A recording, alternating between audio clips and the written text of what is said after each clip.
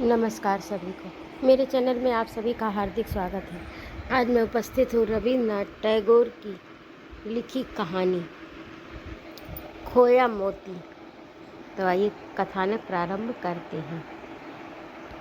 मेरी नौका ने स्नान घाट की टूटी फूटी सीढ़ियों के समीप लंगर डाला। सूर्यास्त हो चुका था।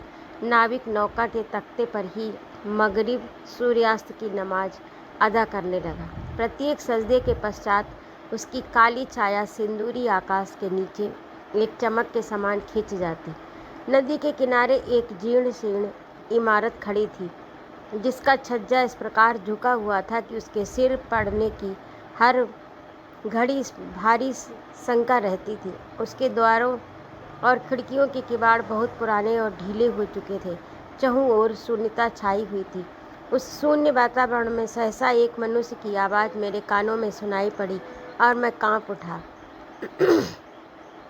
आप कहाँ से आ रहे हैं? मैंने गर्दन घुमाकर देखा तो एक पीले लंबे और वृद्ध मनुष्य की शक्ल दिखाई पड़ी, जिसकी हड्डियाँ निकली हुई थी।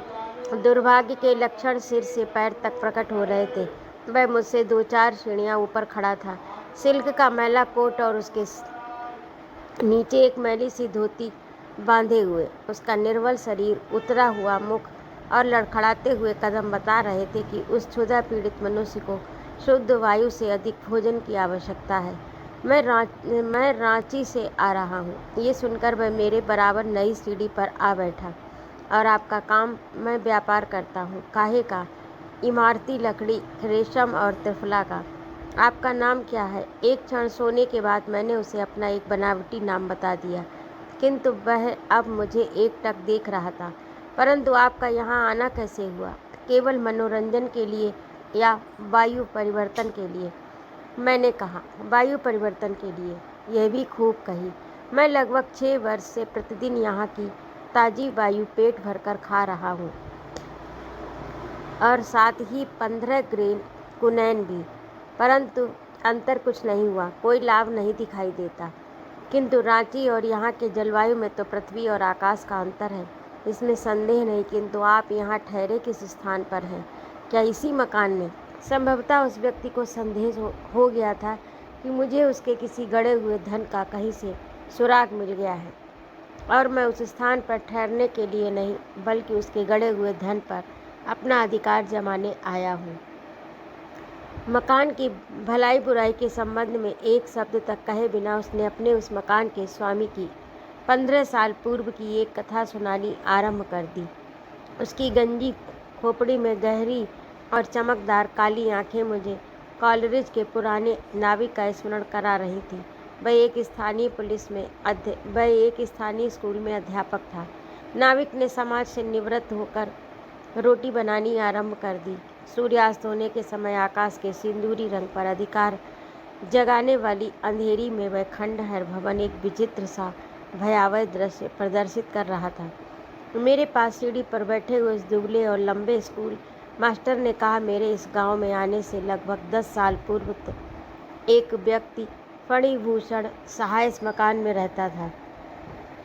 उसका चाचा दुर्गा मोहन बिना अपने किसी उत्तराधिकार के मर गया, जिसकी संपूर्ण संपत्ति और विस्तृत व्यापार का अकेला वही अधिकारी था।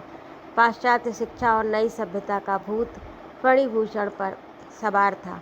कॉलेज में कई वर्षों तक शिक्षा प्राप्त कर चुका था। वह अंग्रेजों की भांति कोठी में जूता पहने फिरा करता था। वह कहने की आवश्यकता नहीं कि ये लोग उनके साथ कोई व्यापारिक रियायत करने के रवादार न थे। वे भली भांति जानते थे कि फणिभूषण आखिर नए बंगाल की वायु में सांस ले रहा है। इसके अतिरिक्त एक और बला उसके सिर पर सवार थी, अर्थात उसकी पत्नी परम सुंदरी थी। यह सुंदर बला और पाश्चात्य शिक्षा दोनों उसके पीछे ऐसी पड़ी थी कि तौबा भली। खर्च सीमा से बाहर, तनिक शरीर गर्म हुआ, झट सरकारी डॉक्टर खटखट करते आ पहुँचे। विवाह संभवतः आपका भी हो चुका है। आपको भी वास्तव में यह अनुभव हो गया है कि स्त्री कठोर स्वभाव वाले पति को सर्वदा पसंद करती है। वह अभागा व्यक्ति जो अपनी पत्नी के प्रेम से वंचित हो, यह न समझ बैठे कि वह इस संपत्ति से माला माल नहीं या सौंदर्य से वंचित है, विश्वास कीजिए, वह अपनी सीमा से अधिक कोमल प्रकृति और प्रेम के कारण इसी दुर्भाग्य में फंसा हुआ है। मैंने इस विषय में खूब सोचा है और इस तथ्य पर पहुंचा हूँ, और यह है भी ठीक। पूछिए क्यों? लेकिन इस प्रश्न का संक्षिप्त और विस्तृत उत्तर इस प्रकार है। ये तो आप अवश्य मानेंगे कि कोई भी व्यक्ति उस समय तक वास्तविक प्रसन्नता प्राप्त नहीं कर सकता जब तक उसे अपने जन्मजात विचार और स्वाभाविक योग्यताओं के प्रकट करने के लिए विस्तृत क्षेत्र प्राप्त न हो। हरिण को आपने देखा है, वह अपने सींगों को वृक्ष से रगड़कर आनंद प्राप्त करता है, नर्म और नाजुक केले के खंभे से नहीं।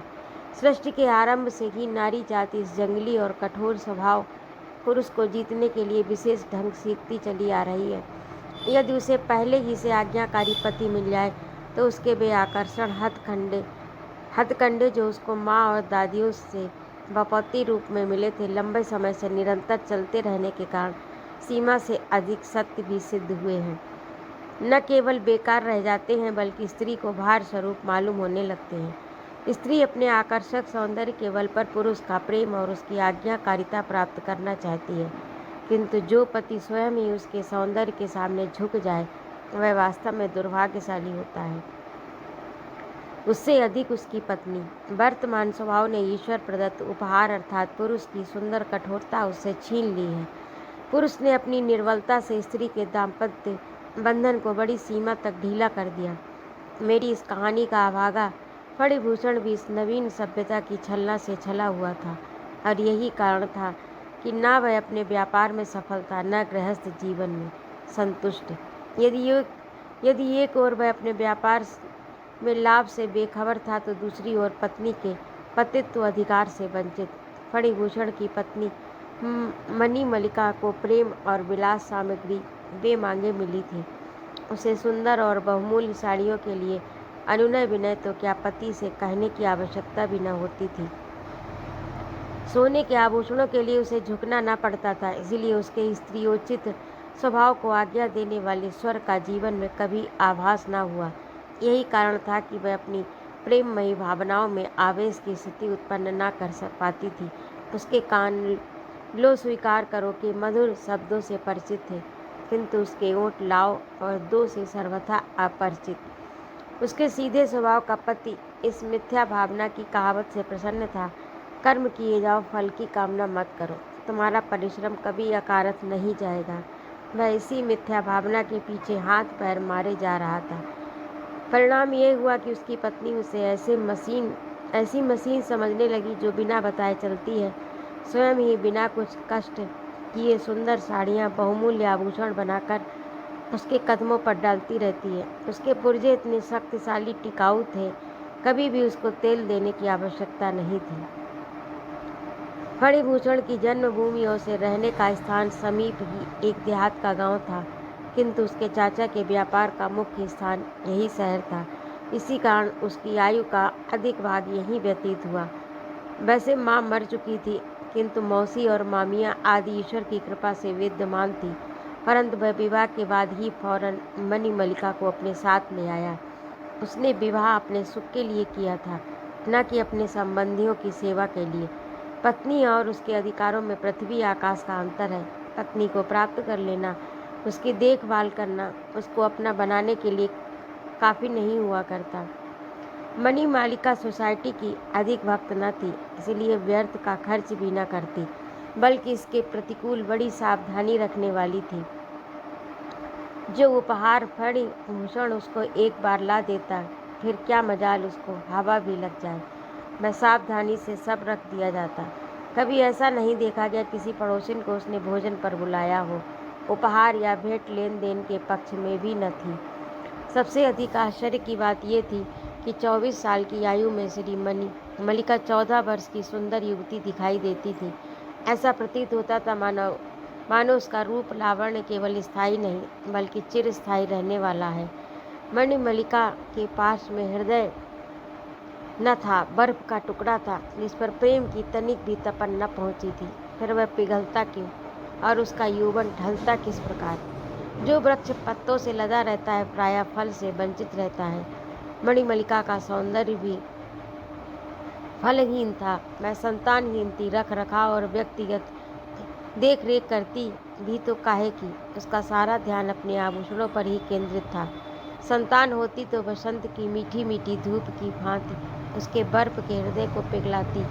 मैं निर्मल जल उसके दाम्पत्य जीवन के मुरझाए हुए वृक्ष को हरा कर देता।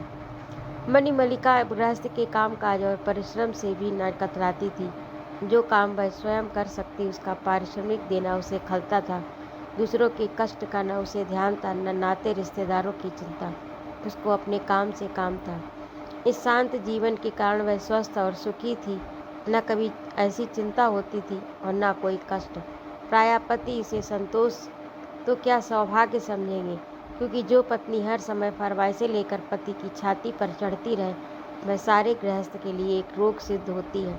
कम से कम मेरी तो यही सम्मति है कि सीमा से बढ़ा हुआ प्रेम पत्नी के लिए संभवतः गौरव की बात हो, किंतु पति के लिए एक विपत्ति से कम। सोचिए तो सही, क्या पुरुष का यही काम रह गया कि वह हर समय यही तोलता जोखला रहे कि उसकी पत्नी उसे कितना चाहती है। मेरा तो ये दृष्टिकोण है कि गृहस्थ जीवन उस समय अच्छा व्यतीत होता है जब पति अपना काम करे और पत्नी अपना। स्त्री का सौंदर्य और प्रेम यानी तिरिया चरित्र पुरुष की वृद्धि से परे की चीज़ है, किंतु स्त्री पुरुष के प्रेम के उतार चढ़ाव और उसके न्यूनाधिक अंतर को गंभीर दृष्टि से देखती रहती है। वह शब्दों के लहजे और छिपी हुई बात के अर्थ को झट अलग कर लेती। इसका कारण केवल यह है कि जीवन के व्यापार में स्त्री की पूंजी लेकर केवल पुरुष का प्रेम है। यही उसके जीवन का एकमात्र सहारा है। यदि वह पुरुष की रुचि के वायु के प्रभाव को अपनी जीवन नैया के बितान से स्पर्श करने में सफल हो जाए तो विश्वस्ता नैया अभिप्राय के तट तक पहुंच जाती है। इसलिए प्रेम का कल्पना यंत्र पुरुष के हृदय में नहीं, स्त्री के हृदय में लगाया गया। प्रकृति ने पुरुष और स्त्री की रुचि में स्पष्ट रूप से अंतर रखा, किंतु पाश्चात्य सभ्यता इस स्त्री पुरुष के अंतर को मिटा देने पर तुली है। स्त्री पुरुष बनी जा रही है और पुरुष स्त्री। स्त्री पुरुष के चरित्र तथा उसके कार्य क्षेत्र को अपने जीवन की पूंजी और पुरुष स्त्रियोचित चरित्र तथा नारी कर्म क्षेत्र को अपने जीवन का आनंद समझने लगे हैं। इसलिए कठिन हो गया है कि विवाह के समय कोई यह कह सके कि वधू स्त्री है या स्त्री नुमा स्त्री पुरुष। इसी प्रकार स्त्री अनुमान लगा सकती है कि जिसके पल्ले वह बंध रही है वह पुरुष है या पुरुष नुमा स्त्री, इसीलिए कि अंतर केवल हृदय का है। पर क्या जाने कि पुरुष का हृदय मर्दाना है या जनाना। मैं बहुत देर से आपको शुष्क बातें सुना रहा हूँ, परंतु किसी सीमा तक क्षमा के योग्य भी हूँ। मैं अपनों से दूर निर्वासित जीवन व्यतीत कर रहा हूँ। मेरी दशा उस तमाशा देखने वाले दर्शक के समान है जो दूर से गृहस्थ जीवन का तमाशा देख रहा हो और वह उसके गुणों से लाभ उठाकर केवल उसके लिए कुछ सोच सकता हो। इसीलिए दाम्पत्य जीवन पर मेरे विचार अत्यंत गंभीर हैं। मैं अपने शिष्यों के सम्मुख तो वह विचार प्रकट नहीं कर सकता। इसी कारण आपके सामने प्रकट करके अपने हृदय को हल्का कर रहा हूँ। आप अवकाश के समय इन पर विचार करें।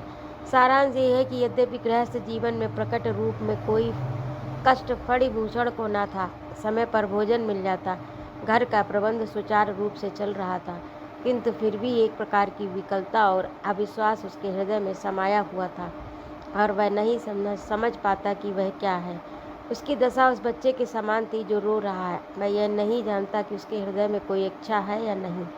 अपनी जीवन संगिनी के हृदय के स्नेह रिक्त स्थान को वह सुनहरे और मूल्यवान आभूषणों तथा इसी प्रकार के अन्य उपहारों से भर देना चाहता था। उसका चाचा दुर्गा मोहन दूसरी तरह का व्यक्ति था। वह अपनी पत्नी के प्रेम में किसी भी मूल्य पर क्रय करने के पक्ष में न था और न ही वह प्रेम के विषय में चिड़चिड़े स्वभाव का। फिर भी अपनी जीवन संगिनी के प्रेम की प्राप्ति के लिए भाग्यशाली था। जिस प्रकार एक सफल दुकानदार को कहीं तक बेलिहाज होना आवश्यक है, ठीक उसी प्रकार एक सफल पति बनने के लिए पुरुष को कहीं कठोर स्वभाव बन जाना भी अति आवश्यक है। अनुरोध आपको मैं ये सीख देता हूँ। ठीक उसी समय गीदड़ों की चीख पुकार जंगल में सुनाई दी। ऐसा ज्ञान होता है कि या तो वे उस स्कूल के अध्यापक के दाम्पत्य जीवन के मनोविज्ञान का घिनौना परिहास कर रहे हैं या फणिभूषण की कहानी के प्रभाव को कुछ क्षणों के लिए उस चीख पुकार से रोक देना चाहते हैं। फिर भी बहुत जल्दी वह चीख पुकार रुक गई। पहले से भी गहन अंधेरी और शून्यता वायुमंडल पर छा गई, किंतु स्कूल के अध्यापक ने पुनः कथा आरंभ की। सहसा फणिभूषण के बड़े व्यवसाय में शिक्षा प्रति अवनति दृष्टिगोचर हुई। ये क्यों हुआ? इसका उत्तर मेरी बुद्धि से परे। संक्षिप्त में यह कि कुछ समय ने उसके लिए बाजार में साख रखना कठिन कर दिया। यदि किसी प्रकार कुछ दिनों के लिए वह एक बड़ी पूंजी प्राप्त करके मंडियों में फैला सकता तो संभव था कि बाजार से माल को न खरीदने के तूफान से बच निकलता, परंतु इतनी बड़ी रकम का तुरंत प्रबंध खाला का घर न था। यदि स्थानीय साहूकारों से कर्ज मांगता तो अनेक प्रकार की अफवाहें फैल जाती और उसकी साख को असहनीय हानि पहुंचती। यदि पत्र व्यवहार से भुगतान का ढंग करता तो रुक्का या पर्चे के बिना संभव न था, और इससे उसकी ख्याति को बहुत बड़ा आघात पहुंचने की संभावना थी। केवल एक युक्ति थी कि पत्नी के आभूषणों पर रुपया प्राप्त किया जाए, और ये विचार उसके हृदय में दृढ़ हो गया। फणिभूषण मलिका के पास गया, परंतु वह ऐसा पति न था कि पत्नी से स्पष्ट और सबलता से कह सके। दुर्भाग्यवश उसे अपनी पत्नी से उतना घनिष्ठ प्रेम था जैसा कि उपन्यास के किसी नायक को नायिका से हो सकता है। सूर्य का आकर्षण पृथ्वी पर बहुत अधिक है, किंतु अधिक प्रभावशाली नहीं। यही दशा फणिभूषण के प्रेम की थी।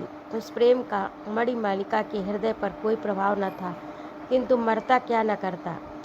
आर्थिक कठिनाई की चर्चा, प्रोनेट कर्जे का कागज, बाजार के उतार चढ़ाव की दशा, इन सब बातों को कंपित और अस्वाभाविक स्वर में फणिभूषण ने अपनी पत्नी को बताया। झूठे मान, असत्य विचार और भावावेश में साधारण सी समस्या जटिल बन गई। अस्पष्ट शब्दों में विषय की गंभीरता बताकर डरते डरते अभागे फणिभूषण ने कहा, तुम्हारे आभूषण? मणिमल्लिका ने न हाँ कही और न उसके मुँह से कुछ ज्ञात होता था। उस पर गहरा मौन छाया हुआ था। फणिभूषण के हृदय को गहरा आघात पहुंचा, किंतु उसने प्रकट न होने दिया। उसमें पुरुषों का सा वह साहस न था कि प्रत्येक वस्तु का वह प्रतिदिन निरीक्षण करता। उसके इनकार पर उसने किसी प्रकार की चिंता प्रदर्शित नहीं की। वह ऐसे विचारों का व्यक्ति था कि प्रेम के जगत में शक्ति और आधिक्य से काम नहीं चल सकता। पत्नी की स्वीकृति के बिना वह आभूषणों को छूना भी पाप समझता था। इसीलिए निराश होकर रुपए की प्राप्ति के लिए युक्तियां सोचकर कलकत्ता चला गया। पत्नी अपने पति को प्रायः जानती है, उसकी नस नस से परिचित होती है, पर पति अपनी पत्नी के चारित्र का इतना गंभीर अध्ययन नहीं कर सकता। यदि पति कुछ गंभीर व्यक्ति हो तो पत्नी के चरित्र के कुछ भाग उसकी तीक्ष्ण दृष्टि से बचाकर जान लेता है। संभवतः यह सत्य है कि मणिमल्लिका ने फणिभूषण को अच्छी तरह न समझा। एक पाश्चात्य व्यक्ति का व्यक्तित्व मूर्ख स्त्री के अंधविश्वास जैसे जीवन और उसकी समझ बूझ से प्रायः ऊंचा होता है। वह स्वयं स्त्री की भांति एक रोमांचकारी व्यक्तित्व बनकर रह जाता है, और इसी कारण पुरुष की उन दशाओं में से किसी में भी फणिभूषण को पूरी तरह सम्मिलित नहीं किया जा सकता। मूर्ख, अंधा, जंगली। मणिमल्लिका ने अपने बड़े सलाहकार मधुसूदन को बुलाया। यह दूर के रिश्ते से चचेरा भाई था। फणिभूषण के व्यापार में एक आसामी की देखरेख पर नियुक्त था। योग्यता के कारण नहीं, बल्कि रिश्तेदारी के जोर पर वह उस आसामी पर अधिकार जमाए हुए था। काम की चतुराई के कारण नहीं, बल्कि रिश्तेदारी की धौंस में हर माह वेतन से भी अधिक रकम ले उड़ता।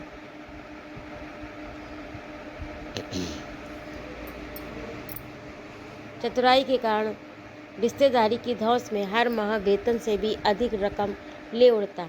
मणिमल्लिका ने सारी राम कहानी उसके सामने वर्णन की। अंत में पूछा, क्या करूं, नेक सलाह दो। मधु ने बुद्धिमत्त और दूरदर्शिता के ढंग से सिर हिलाकर कहा, मेरा माथा ठनकता है। इस मामले में कुशल दिखाई नहीं देती। सांसारिक बुद्धिहीन व्यक्तियों को हर कार्य में संदेह ही दिखाई दिया करता, उसको किसी काम में कुशल नहीं दिखाई देती। फणिभूषण को रुपया तो मिलने से रहा, अंत में तुम्हें आभूषणों से भी हाथ धोने पड़ेंगे।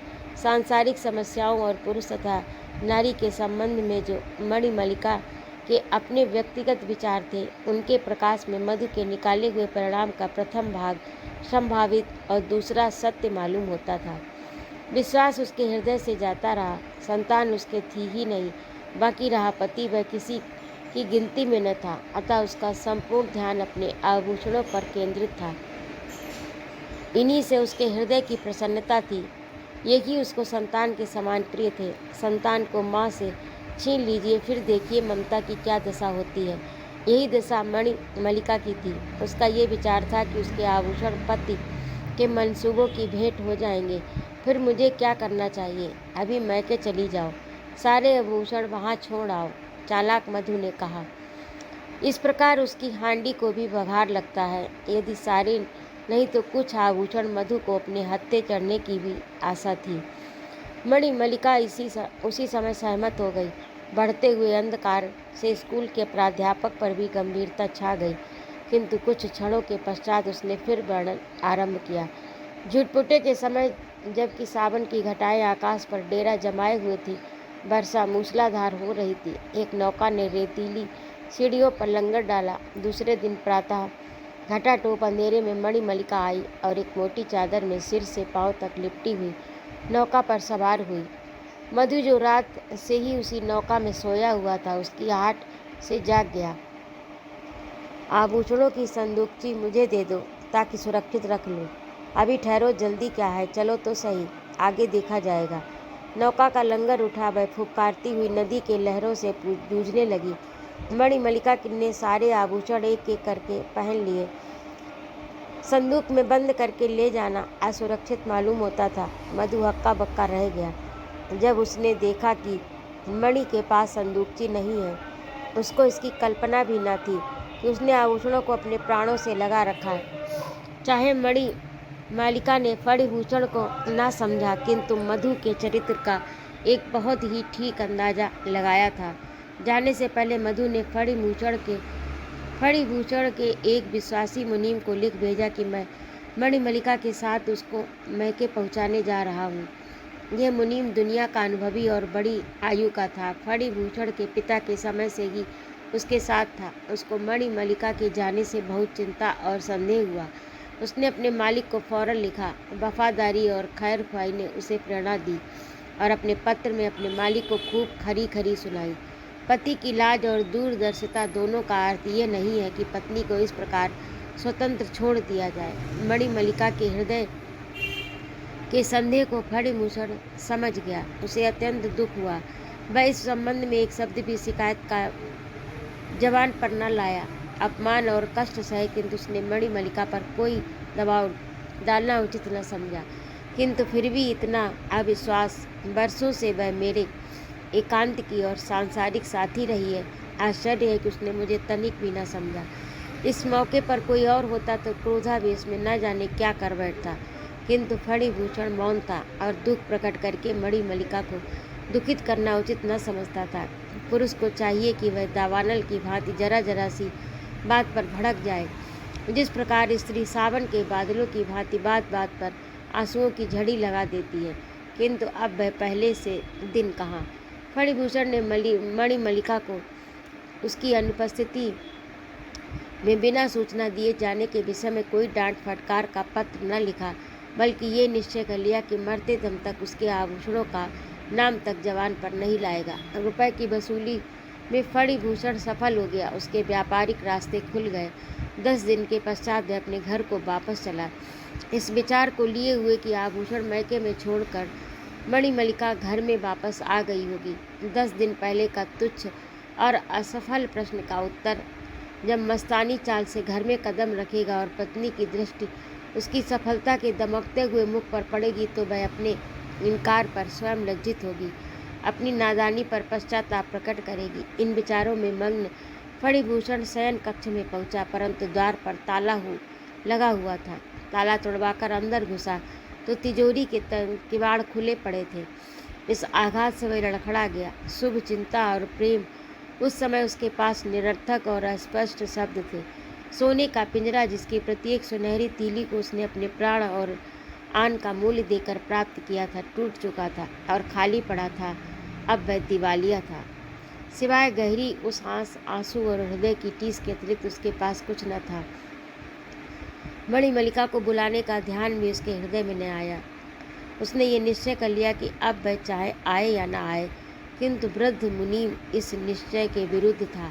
मैं अनुरोध कर रहा था कि कम से कम कुशल क्षेम अवश्य मंगानी चाहिए। इतनी देर तक कोई कारण समझ में नहीं आया।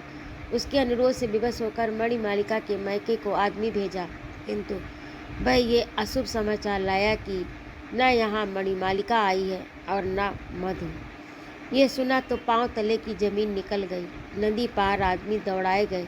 खोज और प्रयत्न में किसी प्रकार की कमी न रखी गई, किंतु पता न चलना था तो न चला। ये भी मालूम न हो सका कि नौका किस दिशा में गई और नौका का नाविक कौन था। निराश फणिभूषण द्वार हृदय महसूस कर बैठ गया।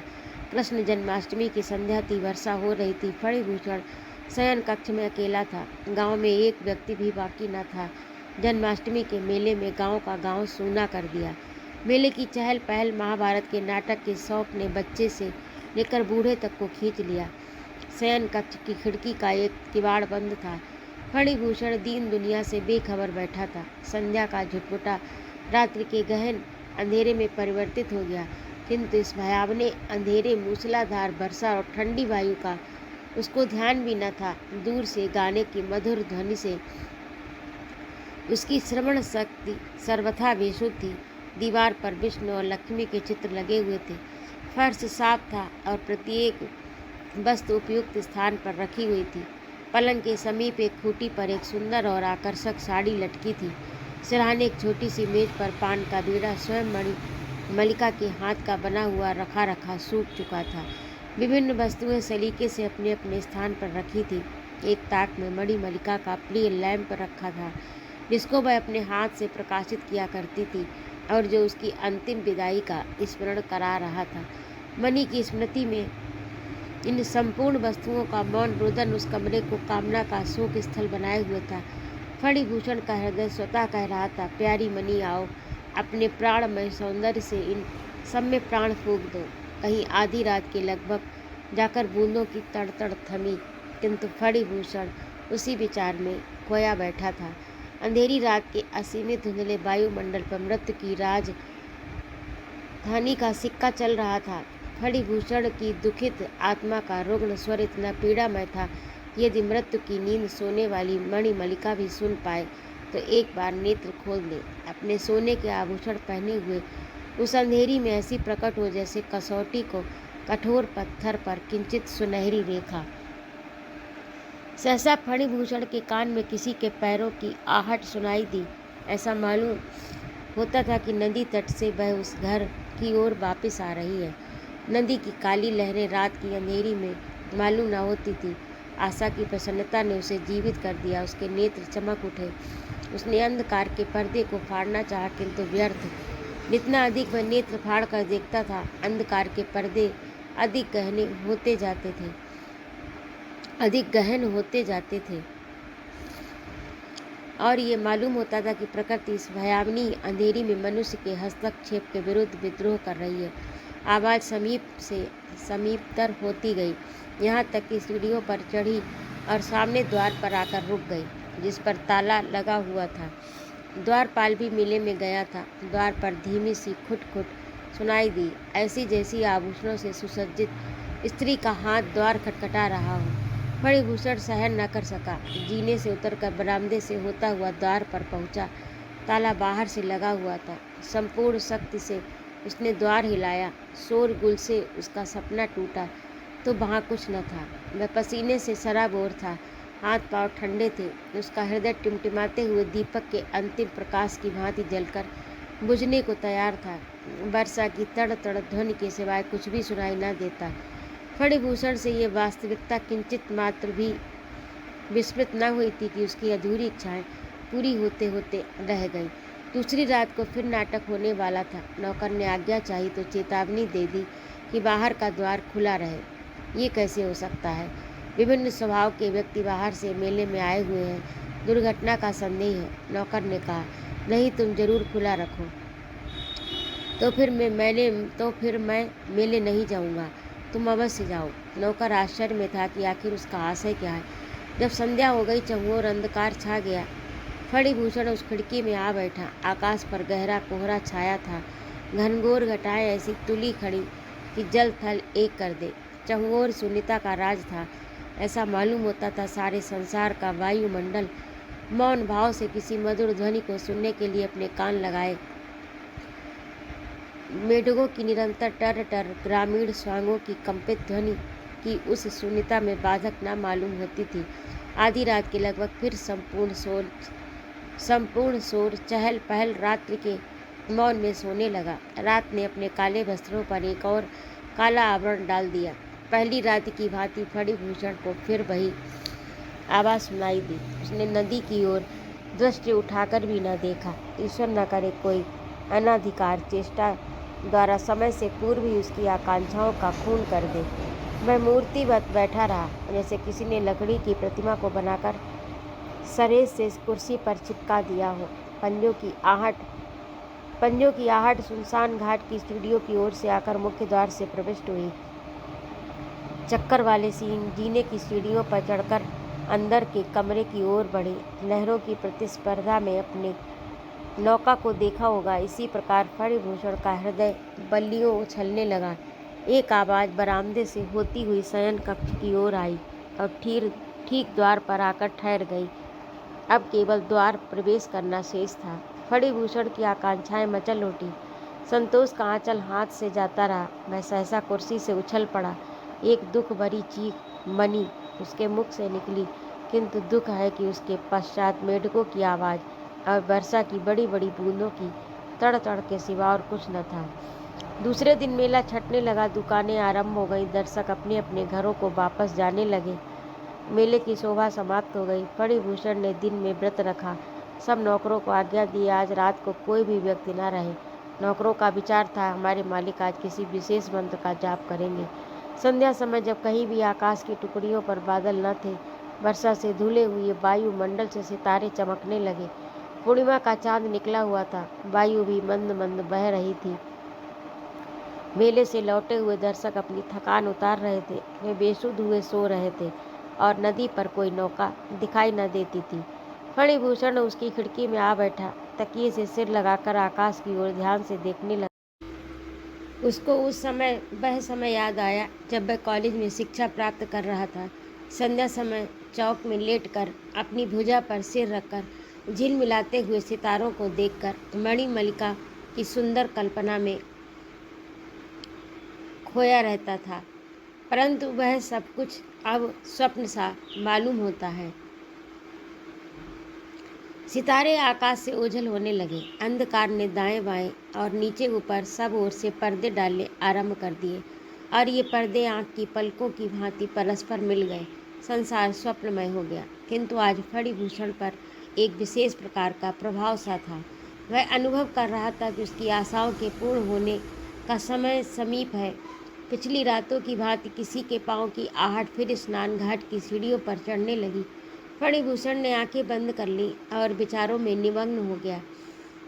पाँव की आहट मुख्य द्वार से प्रविष्ट होकर संपूर्ण मकान में होती हुई शयन कक्ष के द्वार पर आकर विलीन हो गई। फणिभूषण का संपूर्ण शरीर कांपने लगा, परंतु वह दृढ़ निश्चय कर चुका था कि अंत तक आंखें न खोलेगा। आहट कमरे में प्रविष्ट हुई। खूंटी पर साड़ी ताक के लैंप, खुले हुए पावदान और अन्य वस्तुओं के पास थोड़ी थोड़ी देर ठहरी। अंत में फणिभूषण की कुर्सी की ओर बढ़ी। अब फणिभूषण ने आंखें खोल दी। धीमी धीमी चांदनी खिड़की से आ रही थी। उसकी दृष्टि के सामने एक ढांचा, एक हड्डियों का पंजर खड़ा था। उसने रोम रोम में छल, कलाइयों में कड़े, गले में माला, सारांश यह कि प्रत्येक जोड़ जड़ाऊ आभूषणों से दमक रहा था। संपूर्ण आभूषण ढीले होने के कारण निकले पड़ते थे। नेत्र वैसे ही बड़े बड़े और चमकीले, परंतु भावना से रिक्त थे। 18 वर्ष पूर्व विवाह की रात के सहनाइयों के मधुर स्वर में इन्हीं मोहिनी आँखों से मणिमल्लिका ने फणिभूषण को पहली बार देखा था। आज वही आंखें वर्षा की भीगी चांदनी में उसके मुख पर जमी हुई थी। पंजर ने दाएं हाथ से संकेत किया। फणिभूषण स्वयं चल पड़ने वाली मशीन की भांति उठा और पंजर के पीछे पीछे हो लिया। हर कदम पर उसकी हड्डियां चटक रही थी। आभूषण झंकृत हो रहे थे। वे बरामदे से होते हुए सीढ़ियों के नीचे उतरे और उसी पथ पर हो लिए जो स्नान घाट पर जाता था। अंधेरे में जुगनू कभी कभी चमक उठते थे। मध्यम धीमी चांदनी वृक्षों के गहन पत्तों में से निकलने के लिए प्रयत्नशील थी। वे दोनों नदी के तट पर पहुँचे। पंजर ने सीढ़ियों से नीचे उतरना आरंभ किया। जल पर चांदनी का प्रतिबिंब नदी की लहरों से क्रीड़ा कर रहा था। पंजर नदी में कूद पड़ा और उसके पीछे फणिभूषण का पाँव नदी में गया। उसकी स्वप्न की छलना टूटी तो वहाँ कोई न था, केवल वृक्षों की एक पंक्ति चौकीदारी कर रही थी। अब फणिभूषण के संपूर्ण शरीर पर कंपन छाया हुआ था। फणिभूषण भी एक अच्छा तैराक था, परंतु अब उसके हाथ पांव बस में न थे। दूसरे ही क्षण मैं नदी के अथाह जल की तह में जा चुका था। इस दर्द से भरे हुए अंत पर स्कूल के अध्यापक ने कक्षा को समाप्त किया। उसकी समाप्ति पर हमें फिर एक बार शून्य वायुमंडल का अनुभव हुआ। मैं भी मौन था। अंधेरे में मेरे मुख के विचारों का अध्ययन वह न कर सकता था। क्या आप इस कहानी को कहते हैं? उसने संदेह की मुद्रा में पूछा। नहीं, मैं तो इसे सत्य नहीं समझता। प्रथम तो इसका कारण है कि मेरी प्रकृति उपन्यास और कहानी लेखन से ऊंची है। दूसरा कारण यह है कि मैं ही फणिभूषण हूँ। मैंने बात को काट कर कहा। स्कूल का अध्यापक अधिक व्याकुल नहीं था, किंतु अपनी पत्नी का नाम उसने पूछा। नर्मदा काली। तो अभी आप सुन रहे थे रविन्द्रनाथ टैगोर की लिखी कहानी खोया हुआ मोती। आपको कैसी लगी कमेंट करके अवश्य बताइएगा। और यदि आपको मेरा कहानी सुनाना अच्छा लगता हो तो कृपया मेरे चैनल को सब्सक्राइब अवश्य करें, लाइक और कमेंट करें तथा अपने मित्रों में शेयर भी करें। जय माँ भारती।